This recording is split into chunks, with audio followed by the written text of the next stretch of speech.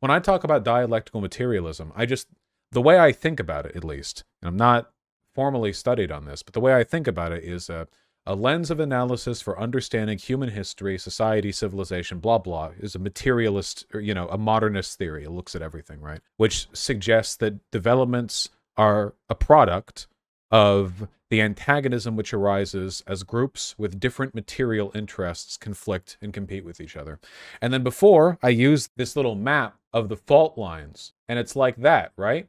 It's not like all conflicts ever are a product of like different material circumstances or whatever.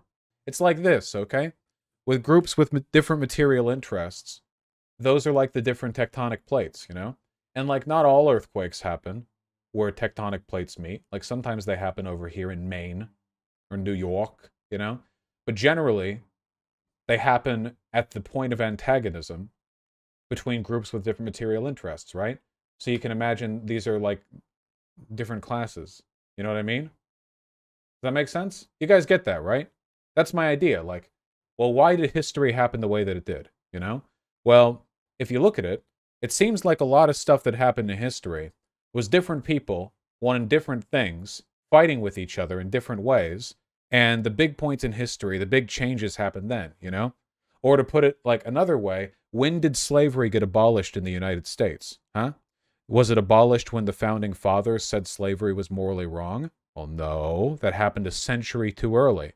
Was it abolished when the changing economic circumstances post-industrial revolution meant that plantation farming was no longer the predominant economic backbone of America, and more economic production in the North made it easier to condemn the backwards South? Yes. Yes, that was one of the huge contributing factors.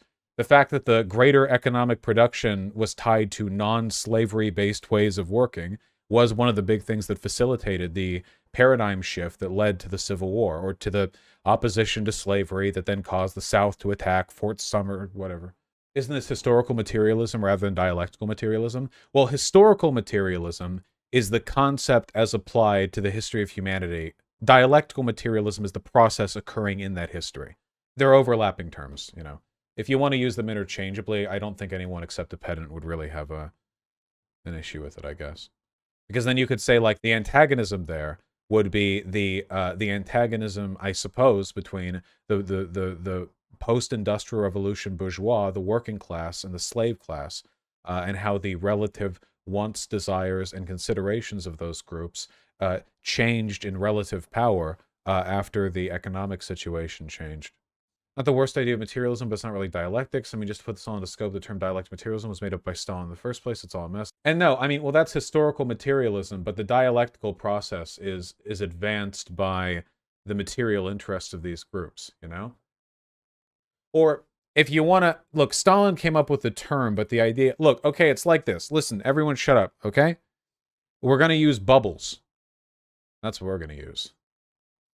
This is very simplistic, okay? I'm not a modernist. I don't think one theory can figure out everything, okay? Follow this, okay? All right. So we're going to use forces, like physics forces, okay? That's what we're going to use, not bubbles, all right? Okay, so up is ending slavery, all right? And down is keeping slavery, see? Because down is bad. Okay, all right? So listen, here's an up, okay? And this is in 1792, okay? And the up force is being produced by a few things. Here's moral consideration of all involved, particularly the whites. Okay? All right? You got it? Okay? And then here is the material power of the slaves. It's not very good.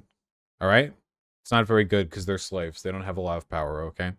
And then here are the down forces, okay? Are you ready for it?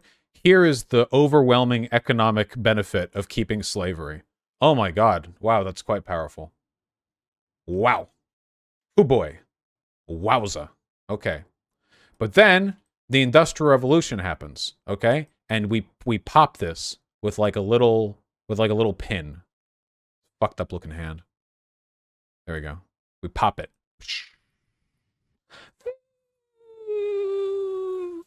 All right? Okay? And now we have the up, all right?